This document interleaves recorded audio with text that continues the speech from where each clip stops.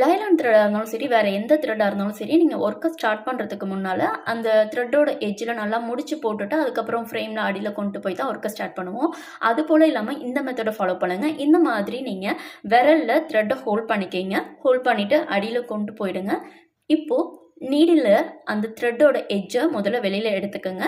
அது பக்கத்துலேயே இன்னொரு லூப்பை வந்துட்டு கொண்டு வாங்க.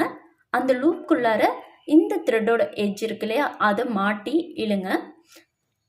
இழுத்துட்டு இப்போ பக்கத்துலேயே ஒரு லூப் எடுக்கிறோம்.